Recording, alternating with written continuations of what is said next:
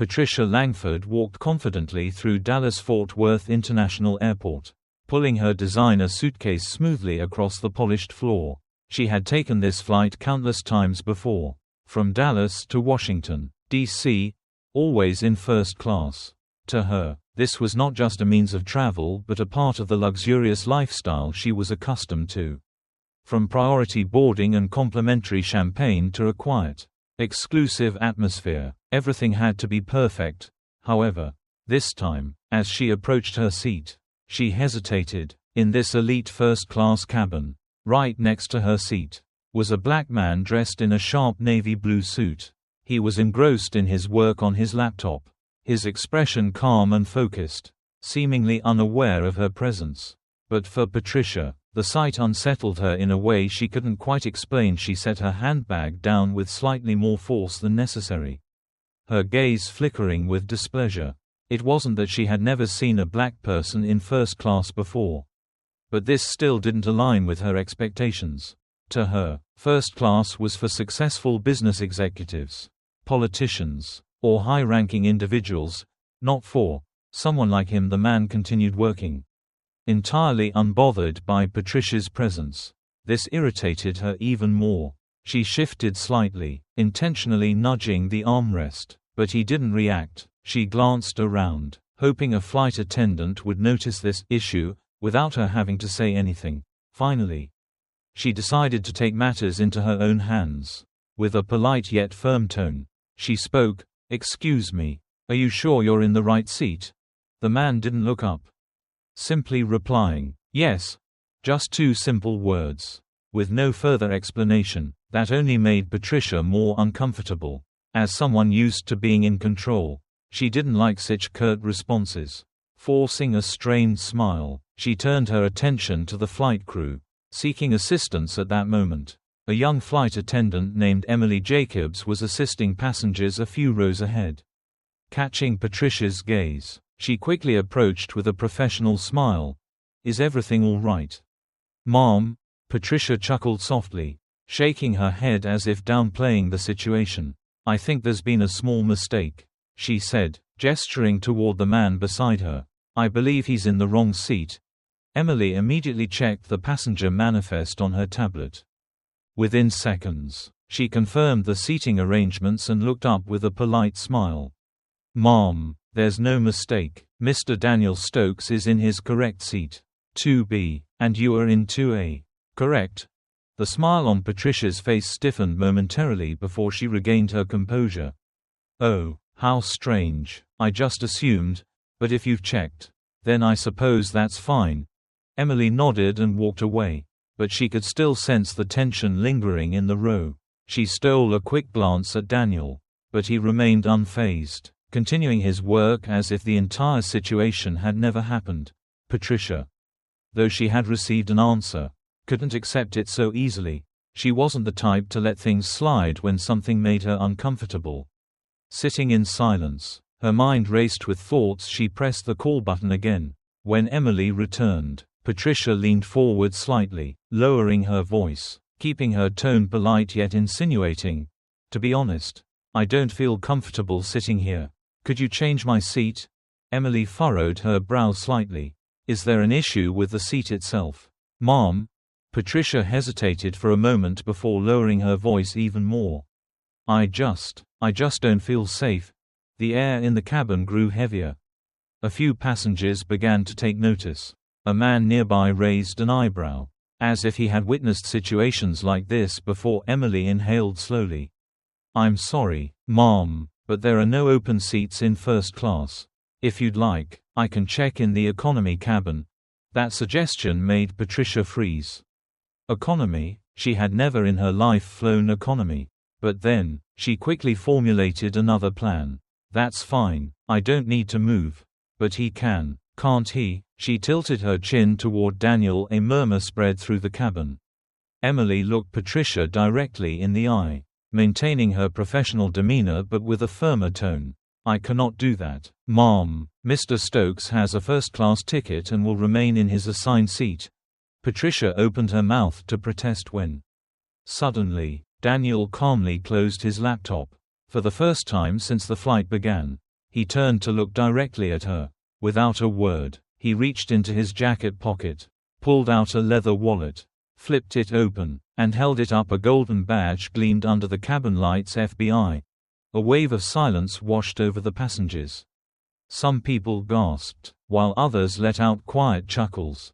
Emily pressed her lips together, holding back a reaction. Daniel tilted his head slightly, his voice calm yet sharp. Would you like to file an official complaint? Mom, I can take your statement right now. Patricia froze. She had no way out. Everything had spiraled out of her control. And this time, there was no escaping the situation without severe damage to her reputation, and this was only the beginning of her nightmare. Patricia Langford was not accustomed to being ignored, and certainly not in first class. Yet, the man beside her, Daniel Stokes, continued typing on his laptop, completely unfazed by her presence. His fingers moved with practiced precision, his expression calm and focused. It was as if she didn't exist. And that infuriated her even more. She crossed her arms tightly, her perfectly manicured nails tapping rhythmically against her forearm. This was not how first class was supposed to feel. It was meant to be a space of exclusivity, filled with well-dressed, well-mannered, and, let's be honest, people like her. The presence of this man, his silent confidence, his complete lack of concern for her discomfort, unsettled her in a way she couldn't quite articulate. She took a deep breath, forcing herself to remain composed. There had to be a solution.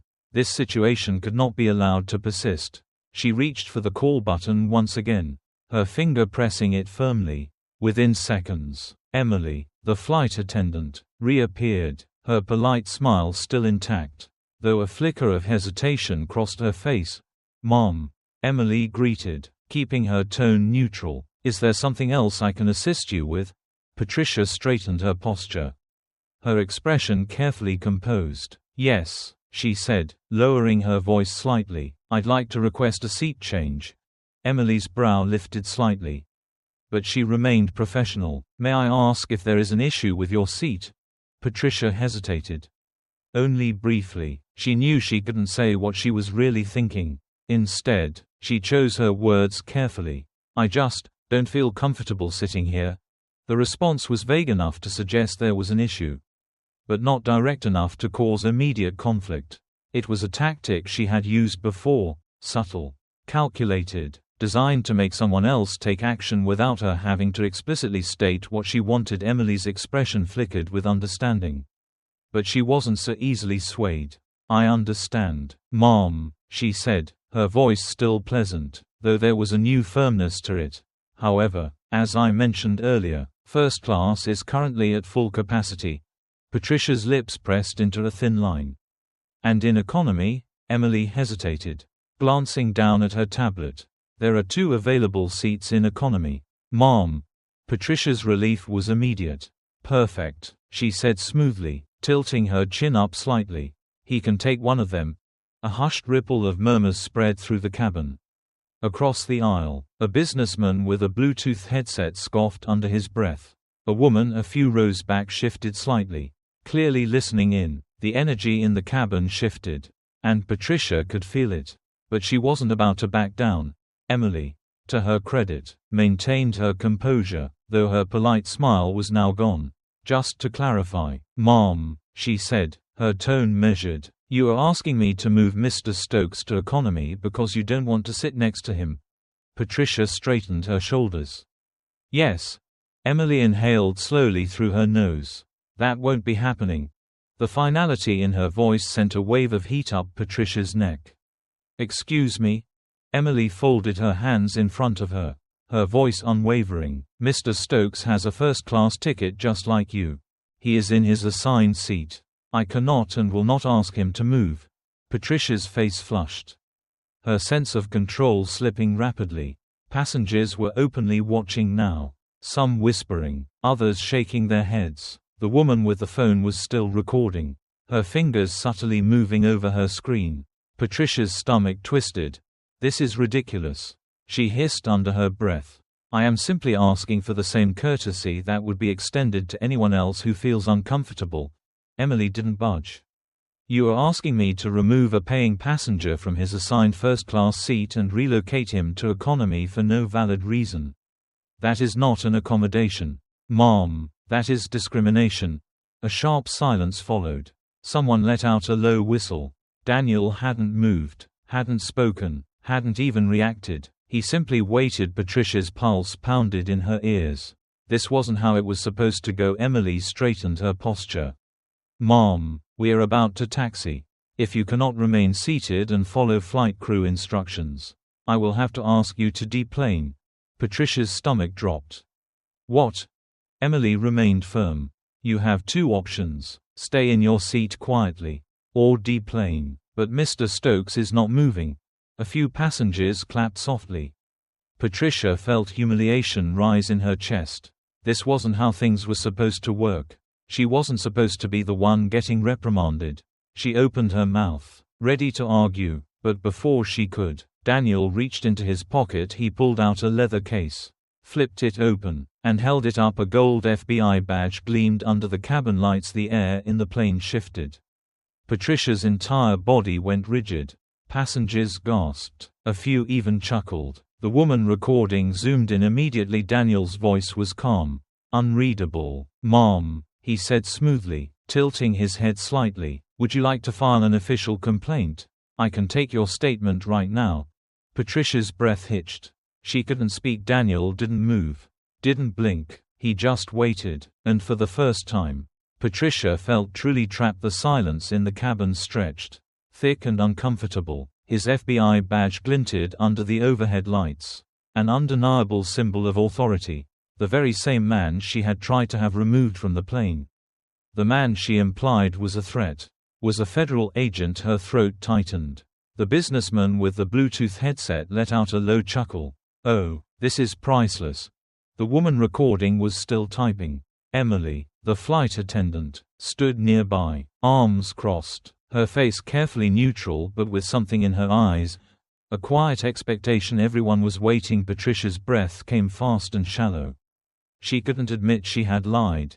She couldn't say she had made it all up just to get rid of him.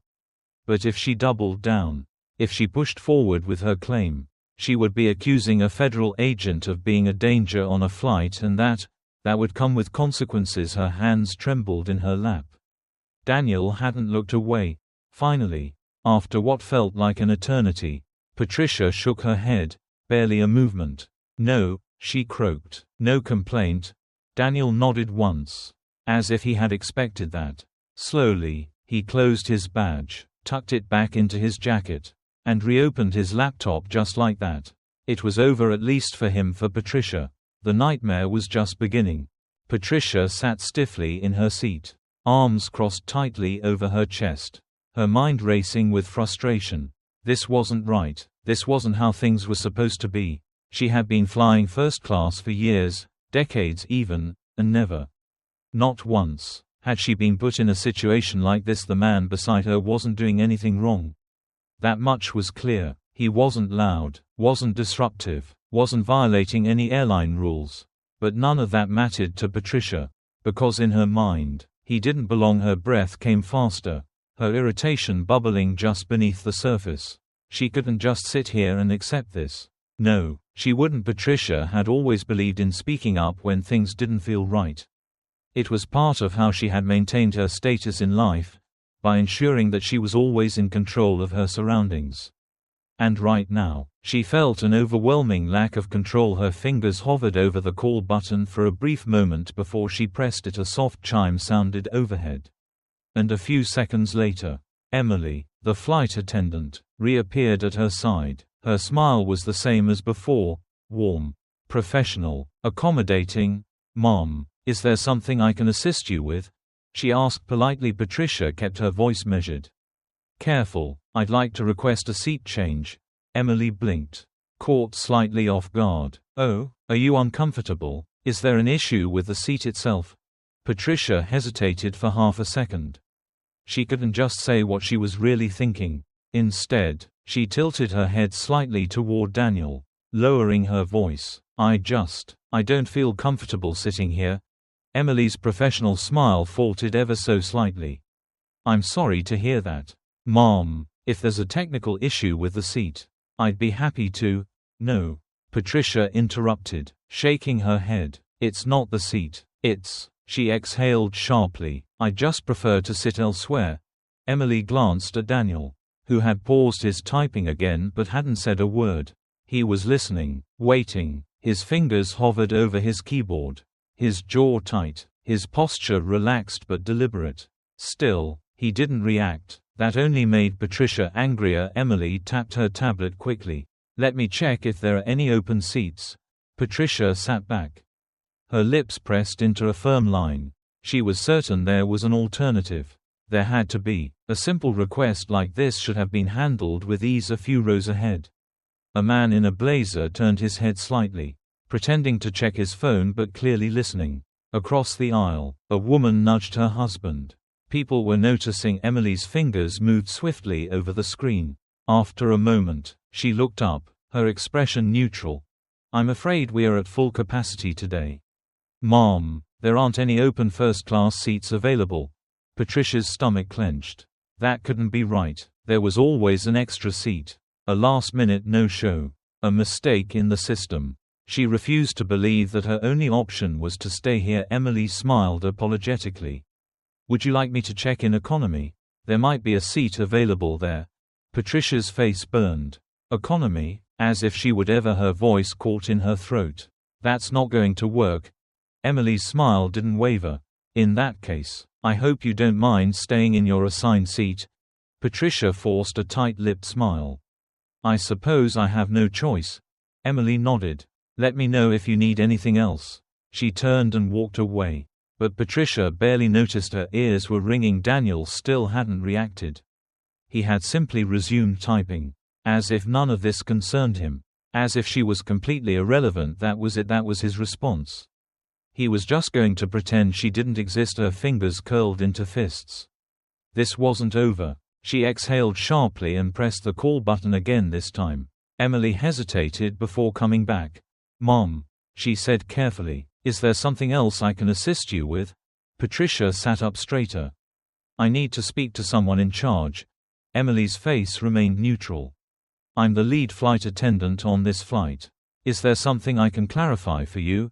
Patricia's voice sharpened. I need to speak to the head crew member. Or the pilot. A murmur spread through the cabin. Someone let out a quiet chuckle. Emily's expression remained professional, but her patience was clearly thinning. Mom, the pilot is preparing for takeoff and won't be available. But I am happy to assist you. Patricia pursed her lips. Her jaw tightened. Daniel wasn't reacting. He wasn't nervous. Wasn't shifting in discomfort. It was like he had done this dance before. She lowered her voice. I don't feel safe. That changed everything. Emily's smile dropped. Her body stiffened. Daniel stopped typing across the aisle. A middle-aged man wearing a Bluetooth earpiece muttered, "Here we go again." Emily straightened up. I'm sorry, Mom, but can you clarify what you mean? Patricia folded her hands neatly in her lap, tilting her head slightly. I just don't feel comfortable. I just think it would be best if someone else took this seat. Daniel closed his laptop for the first time. He looked her directly in the eye, and for the first time, Patricia felt a flicker of uncertainty. A hush settled over the cabin. I don't feel safe. The phrase carried power. It wasn't loud, but it didn't need to be. It was carefully chosen, designed to trigger a response. Emily still stood beside her. She didn't move right away. Patricia didn't waver. Not yet. Emily exhaled slowly. Mom, she said carefully, are you saying you feel threatened?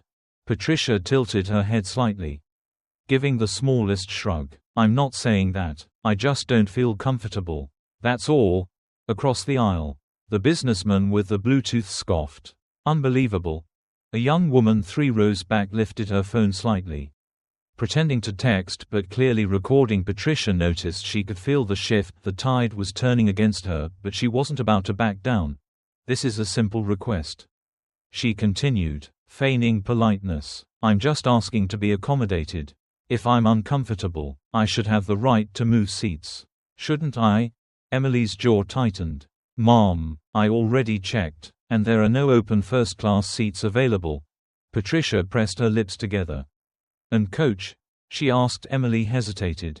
There are 2 open seats in economy. Patricia straightened. Perfect. He can take one of them. A low ripple of murmurs spread through the cabin. Daniel inhaled deeply. His fingers drumming once on the surface of his laptop before going still. He wasn't arguing, he wasn't responding, but he also wasn't moving, and Patricia wasn't ready for what came next.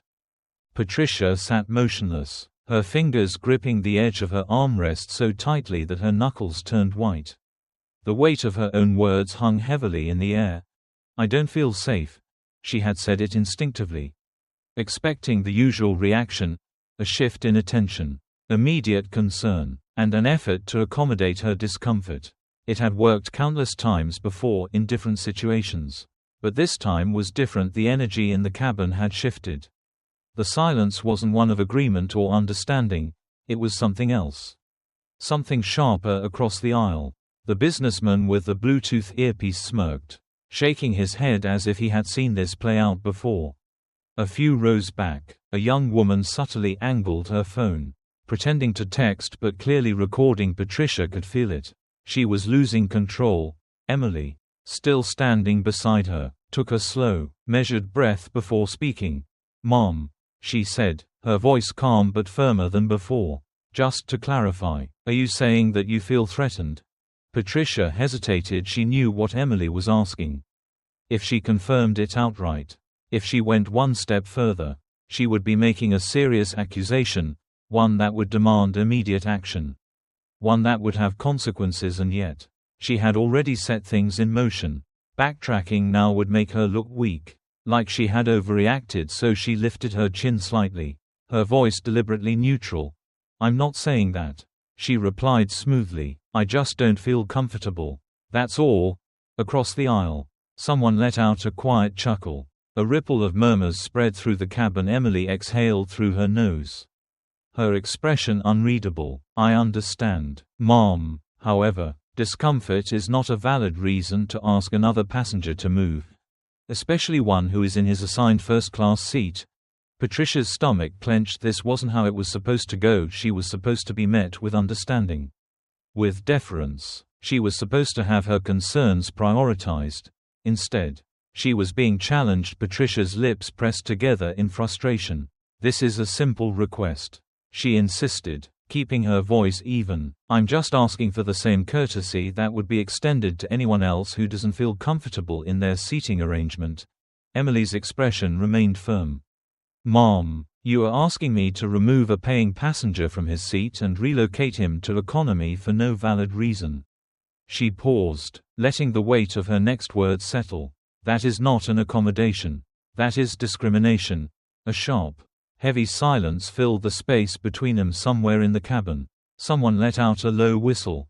Daniel, who had been silent throughout the entire exchange, finally moved. He closed his laptop slowly, deliberately. He didn't look angry. He didn't even look surprised. He simply folded his hands over the top of his laptop and turned his full attention to Patricia for the first time. She felt a flicker of real uncertainty. His gaze wasn't confrontational, nor was it apologetic. He simply watched her, studying her, and for the first time, Patricia felt truly exposed. Her pulse pounded in her ears. Passengers were staring openly now, some whispering, some shaking their heads. She could feel their judgment. The young woman with the phone, still recording. Patricia's stomach twisted. This was spiraling out of control. She needed to regain control. She straightened her posture, adopting a composed expression. "I think it's clear that this situation has become unnecessarily tense," she said, her voice carefully modulated. "I was simply expressing a concern. And I don't think it's unreasonable to request a solution that would make everyone more comfortable." Emily tilted her head slightly. "Everyone? Or just you?" Patricia's jaw tightened. Daniel's fingers drummed once against his laptop. Then, with a slow, measured movement, he reached into the inside pocket of his jacket. Patricia's breath hitched for a brief, irrational moment. She felt actual fear. But then, Daniel pulled out a leather case and flipped it open. The golden emblem inside glinted under the cabin lights. "FBI." A collective gasp rippled through the cabin. The young woman with the phone zoomed in immediately. Patricia's entire body went rigid. Daniel's voice, when he finally spoke, was calm, controlled. "Mom," he said smoothly, tilting his head ever so slightly. "Would you like to file an official complaint? I can take your statement right now." The air in the plane shifted. Passengers who had been whispering moments ago were now staring. Some were smirking. Others, wide-eyed. Patricia's mouth went dry. She couldn't speak. She felt trapped. Cornered. Her own words were now coming back to haunt her because if she pushed forward, if she doubled down, she would be accusing a federal agent of being a danger on a flight, and that would have real consequences. Her hands trembled in her lap. Daniel didn't look away. Finally, after what felt like an eternity, Patricia shook her head. "Barely a movement." "No," she croaked. Daniel nodded once, as if he had expected that. Slowly, he closed his badge, tucked it back into his jacket, and reopened his laptop just like that. It was over, at least for him. For Patricia, the nightmare was just beginning. A few passengers murmured their approval.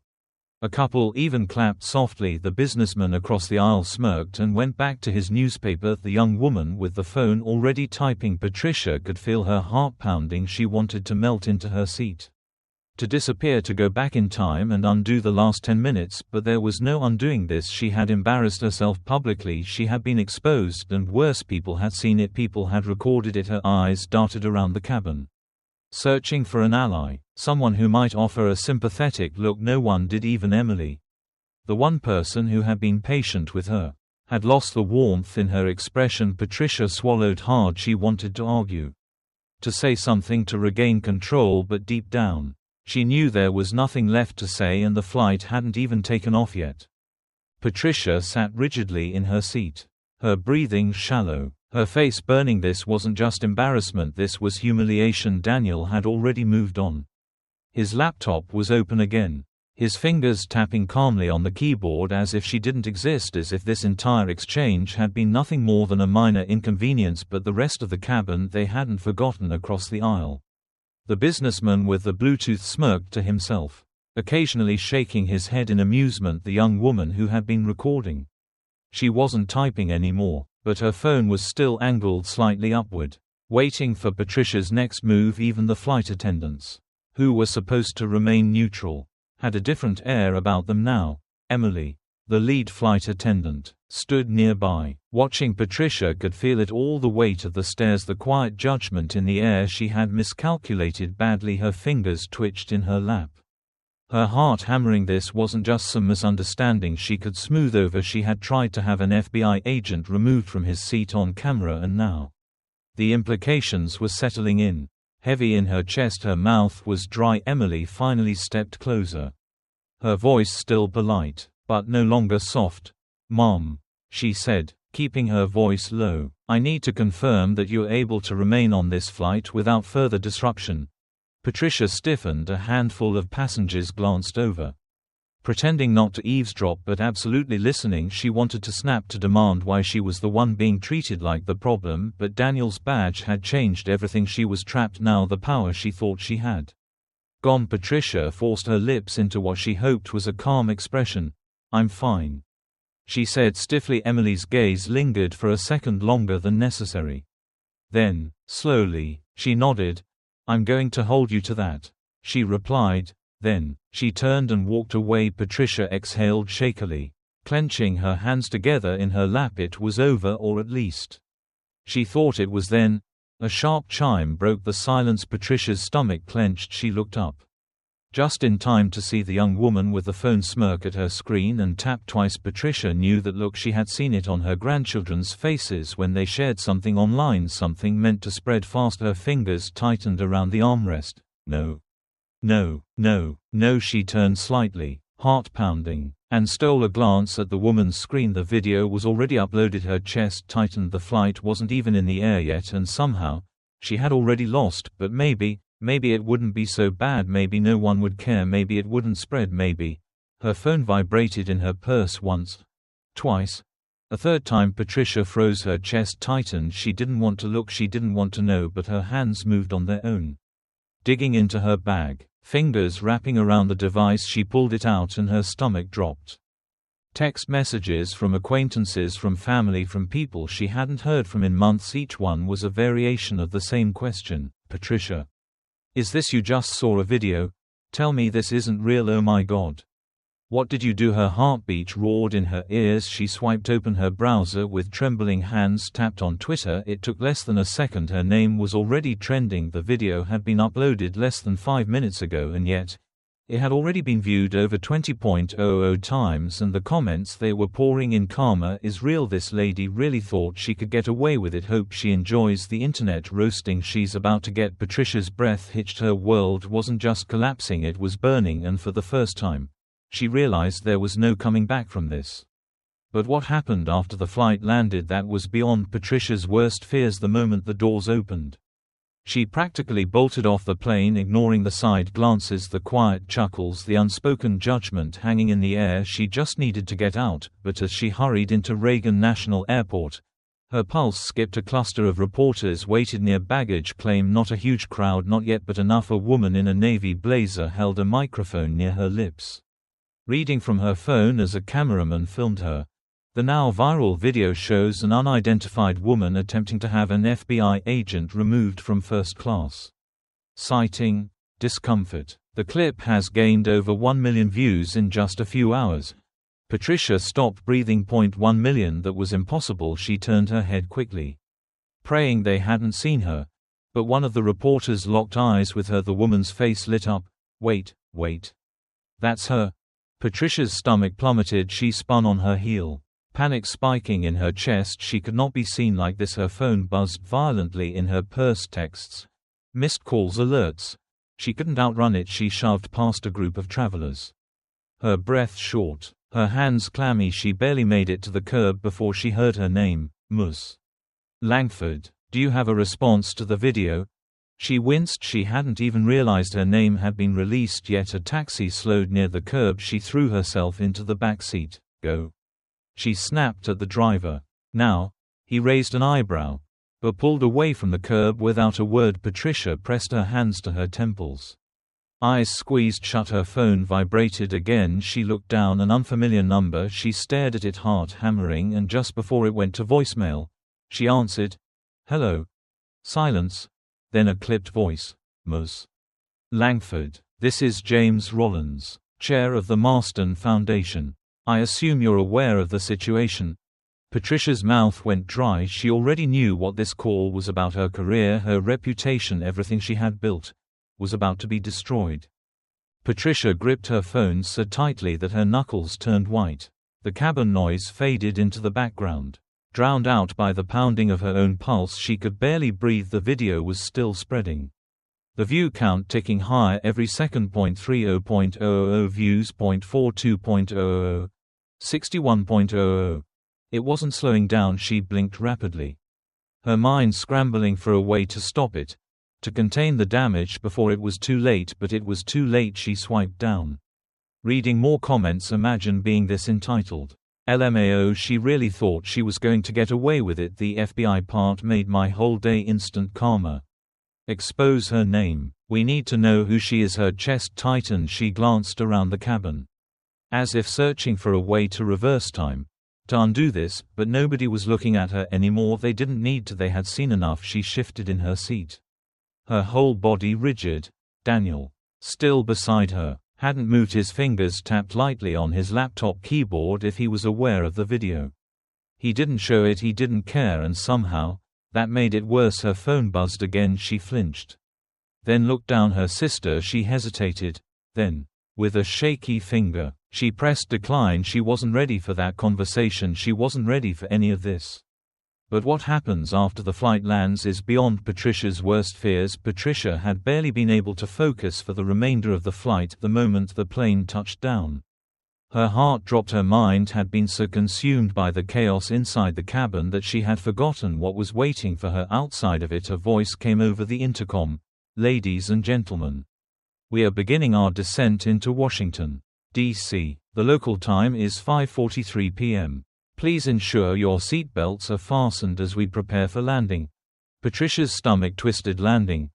The video was already online. The views were exploding. Her name was trending and she had no control over any of it. She refreshed the video one last time. 97.00 views. Her hands shook as she stuffed her phone back into her bag, trying to convince herself that maybe, just maybe, it wouldn't be as bad as she thought. Maybe it wouldn't get worse. Maybe the world would just move on. But deep down, she knew that wasn't going to happen. Reality hits at the airport. Patricia practically bolted off the plane the second the doors opened. She ignored the side glances, the quiet chuckles, the unspoken judgment hanging in the air. She just needed to get out. But as she hurried into Reagan National Airport, her pulse spiked, her stomach turned to stone near baggage claim.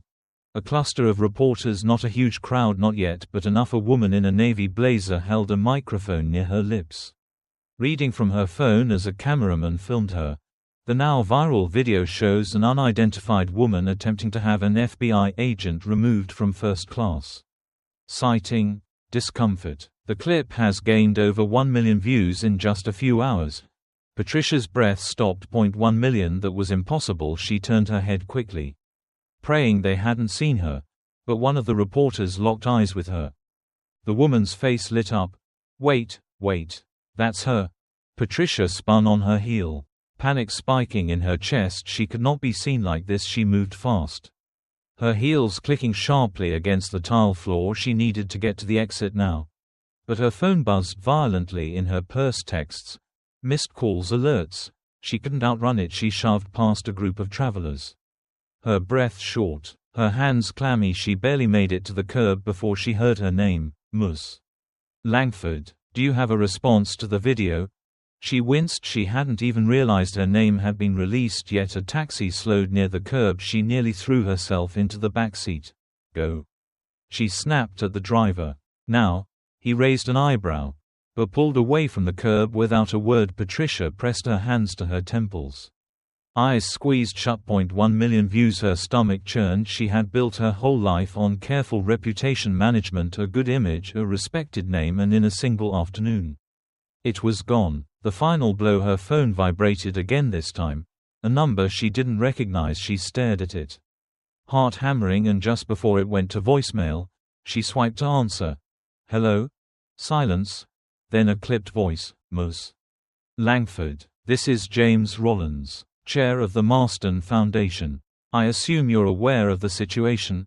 Patricia's mouth went dry. She had been on the Marston Foundation board for years, a charity that prided itself on inclusivity and ethical leadership, and she already knew what this call was about. She swallowed. James. We're going to need you to step down.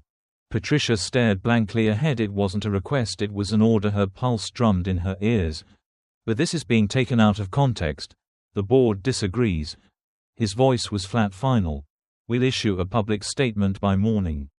We expect your resignation by then.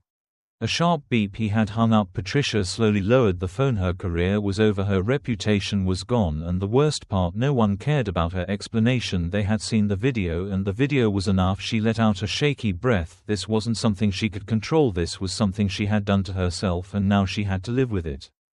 Patricia sat in the back of the taxi, her breathing uneven, her hands trembling as they rested on her lap. Her phone lay face down beside her, vibrating again and again with calls and messages she refused to answer. Everything had unraveled so fast just hours ago. She had been untouchable, a woman of influence, a person people respected, and now she was the villain of the internet, a public disgrace. Her name was trending, the video was everywhere. She had been exposed. Her world wasn't just falling apart, it had already collapsed. The taxi sped through the streets of Washington, D.C., but it didn't matter where she was going, there was nowhere left to hide. Patricia's career is over. She stared out the window, her mind racing, grasping for solutions. Could she issue a statement? Could she explain herself? Could she do anything to salvage what was left of her reputation? Her phone buzzed again, this time an email notification. She hesitated, then picked it up. Her vision blurred as she read the subject line, termination of membership, Marston Foundation. She swallowed hard. Her fingers trembled as she opened it. Dear Ms. Langford, due to recent events, the Marston Foundation has determined that your continued presence on our board is no longer in alignment with our mission and values, effective immediately. We are severing all professional ties. A formal public statement will be released tomorrow morning. We appreciate your past contributions, but this decision is final. Sincerely, James Rollins. Patricia's stomach sank. She had known this was coming, but seeing it in writing made it real. She closed her eyes. pressing her fingers against her temple. Everything she had worked for, gone, and there was nothing she could do to stop it. The world has turned against her. She refreshed Twitter again, hoping, desperately, that the backlash had died down. It hadn't. The video now had over 2.4 million views. It was being shared by major news outlets. Even celebrities were commenting, "Unbelievable. This woman thought she could get away with it. Disgusting." Verified user with 3M followers.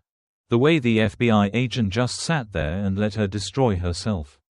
Poetic justice. Somebody find out where she works. She needs to be fired. Patricia's hands shook as she scrolled through the endless stream of hate they were digging into her life. Her past, her career history. Someone had already found her LinkedIn profile. Someone else had posted her home address. Patricia's chest tightened. This wasn't just a scandal anymore. This was a public execution. She tried to think, what could she do? Apologize? No. That would only fuel the fire. Ignore it. That was worse. Fight back. She had no defense. She was trapped and she knew it. Her family reacts. Her phone buzzed again this time. She hesitated before answering. Hello? A brief silence. Then a voice. Her daughter. Mom. The voice was tight, strained. Patricia exhaled shakily. Sweetheart. Mom. What did you do? Patricia's throat tightened. It's not what it looks like. She started. Her daughter let out a bitter laugh. Not what it looks like. Mom. Your face is all over the internet. Do you have any idea what you've done? What this is doing to our family? Patricia's heart pounded. Her family, her grandchildren, they were being dragged into this too. She tried to explain. It was a misunderstanding, she said, voice shaky. I didn't mean for it to. You didn't mean. Her daughter's voice was sharp. Mom, this isn't something you can just talk your way out of. The world saw what you did. I saw what you did. Patricia opened her mouth, but no words came out. Silence hung between them. Then, do you have any idea how humiliating this is for us? Patricia closed her eyes. Her daughter sighed heavily. I have to go, she muttered. Just don't call me for a while. Click. The call ended. Patricia's chest ached. She stared at her phone for the first time. The gravity of what she had done truly sank in. This wasn't just about her reputation, it was about her family, and she had dragged them down with her. There's no coming back from this. The taxi pulled up in front of her townhouse. Patricia didn't move. She just sat there, staring at her reflection in the window. She looked different, weaker, smaller, like a stranger. Slowly, she reached for her purse, pulling out a few crumpled bills and handing them to the driver. She barely registered his sideways glance. She barely registered anything. She stepped out of the taxi. The air felt heavy. The world felt different. Her phone buzzed one more time. An email from her employer. She already knew what it was. She didn't even have to open it. She was fired. Patricia exhaled shakily, gripping the strap of her purse. She had spent her whole life building a name for herself, a name that commanded respect, a name that meant something, and in a matter of hours, that name was ruined. Patricia Langford was no longer a respected woman of status. She was a cautionary tale, and worst of all, she had done it to herself.